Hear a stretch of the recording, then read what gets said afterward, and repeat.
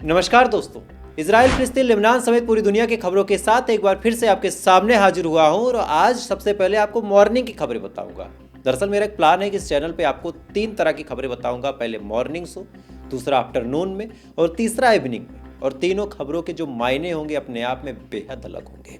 तो बिना किसी देरी के सबसे पहले बढ़ते हैं खबरों की तरफ। लेकिन इससे पहले कि खबरों को बताना शुरू करें, आपसे एक सवाल है कि क्या आप गजा और मिडिल ईस्ट की इस लड़ाई में, जो पिछले 1 साल से मैं कर रहा हूं इस चैनल के माध्यम से, अलग अलग चैनलों पे मैंने वीडियोस डाले, उसको डिलीट करवाया गया, क्या इस लड़ाई में मेरे साथ खड़े हैं या नहीं? अगर खड़े हैं तो कमेंट करके बताइएगा और साथ ही लाइक और सब्सक्राइब जरूर कर लीजिएगा ताकि जब भी वीडियो डालूं सबसे पहले आप तक पहुंचे। हालांकि इसके बारे में आगे बात नहीं करूंगा। अब बढ़ते हैं बिना किसी देरी के सबसे पहले मिडिल ईस्ट की खबरों की तरफ। पिछले कुछ दिनों में गजा के साथ इजराइल जो कुछ कर रहा है अपने आप में न बर्दाश्त काबिल है। गजा के अंदर लगातार इजराइल हमले कर रहा, लगातार। एक हफ्ते की अगर आपको रिपोर्ट बताऊं तो कल ही इजराइल ने कम से कम 16 लोगों की जान ली, हमला किया। इस हमले में 16 लोगों की जान गई और अफसोसनाक खबर यह है कि इन 16 लोगों में 3 बच्चे हैं। साथ ही अगर टोटल आपको रिकॉर्ड बताऊं तो 2400 से ज्यादा मौतें पिछले कुछ दिनों में हो चुकी हैं। वो बात अलग की है कि इजराइल खुद जल रहा है, इजराइल के अंदर खुद आग लगी हुई है, लेकिन ये बात है कि हम तो जल रहे हैं सनम, लेकिन तुम्हें भी जलाएंगे। खुद के अंदर आग लगी है, पूरी दुनिया से मदद मांगी जा रही है, लेकिन इसके बावजूद गजा को परेशान करने का काम इजराइल बंद नहीं कर रहा। इसके बाद कल जो घटना हुई, इस घटना ने इजराइल को अंदर तक दहला दिया है। आपकी जानकारी के लिए बता दूं कि कल यानी रविवार को अचानक से यमन की मिसाइलें पहुंचती हैं। अब आपको 2-3 चीजें इसमें बताऊंगा और ये 2-3 चीजें बहुत कुछ कहती हैं। दरअसल यमन ने जब मिसाइल दागी तो उस मिसाइल को रोकने के लिए इजराइल ने तमाम कोशिशें की। इजराइल के ऑफिसर्स बताते हैं कि हमने उस मिसाइल को मल्टीपल लेवल पे इंटरसेप्ट करने की कोशिश की। सबसे पहले जब इनको पता चला कि कोई मिसाइल आ रही है तो सबसे पहले इन्होंने सोचा कि रास्ते में ही इसको हम मार दें, इजराइल के टेरिटरी में ना आ पाए। पहला अटेम्प्ट किया, लेकिन ये मिसाइल चकमा दे गई। इसके बाद इजराइल के टेरिटरी में ये मिसाइल एंटर कर जाती है। फिर से इसको मारने का प्रोग्राम बना, मिसाइलें छोड़ी गई, लेकिन इस मिसाइल ने फ्लेयर छोड़ दिया, यानी कुछ ऐसे रॉकेट्स छोड़ दिए छोटे मोटे, जिससे इजराइल की मिसाइलें कंफ्यूज हो गई। इसके बाद ग्राउंड लेवल पे भी मारने की कोशिश की गई, लेकिन अफसोसनाक बात है इजराइल के लिए कि वो नहीं मार पाए।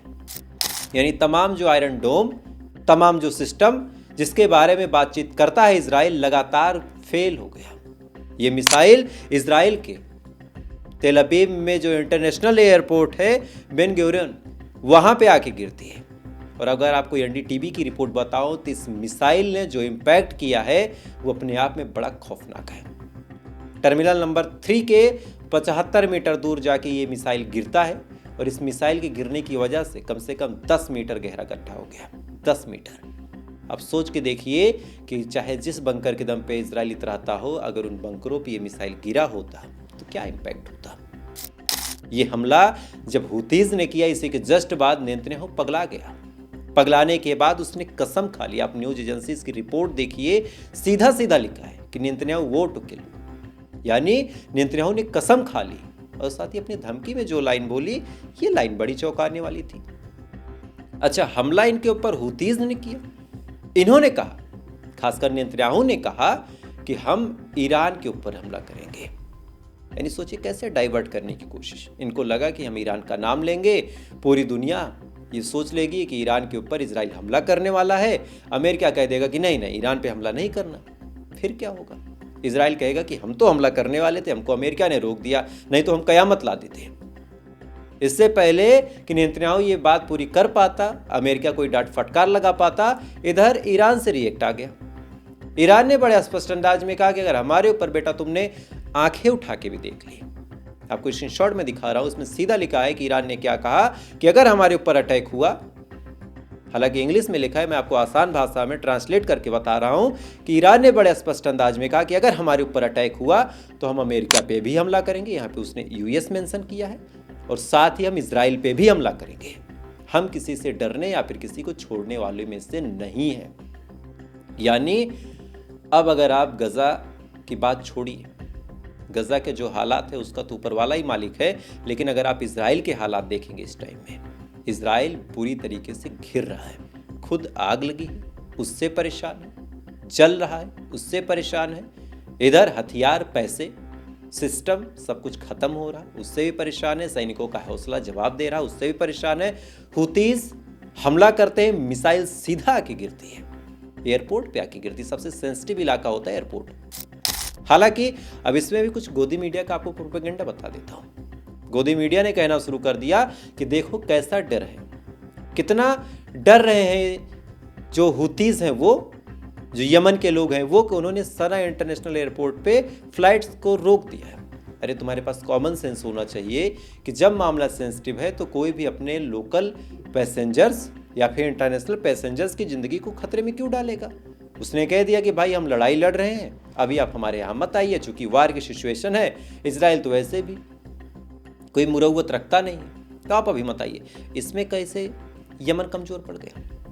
अच्छा, अगर यमन कमज़ोर है इसके बावजूद भी उसकी मिसाइलें तुम तक पहुँच रही, तुम बड़े मजबूत हो फिर भी अपने आप को नहीं बचा पा रहे। खैर, मुझे लगा इस वीडियो के माध्यम से यहाँ तक की जानकारी आपको दे दूँ, लेकिन आने वाला टाइम बहुत कुछ डिसाइड करेगा। डीप एनालिसिस के साथ इस बार प्रयास है कि आपके सामने सारी वीडियो ना हो, तो अगर आप चाहें उन तमाम एनालिसिस को पकड़ के रखना चाहते हैं, मिडिल ईस्ट में क्या हो रहा, वहाँ की आबो हया क्या है, तो वीडियो को लाइक करके, चैनल को सब्सक्राइब करके अपना प्यार दीजिए। थोड़ी देर बाद फिर मुलाकात होगी इजराइल, फिलिस्तीन, लेबनान समेत पूरी दुनिया की खबरों के साथ। तब तक आप अच्छे रहिए, खुश रहिए। जय हिंद, जय भारत।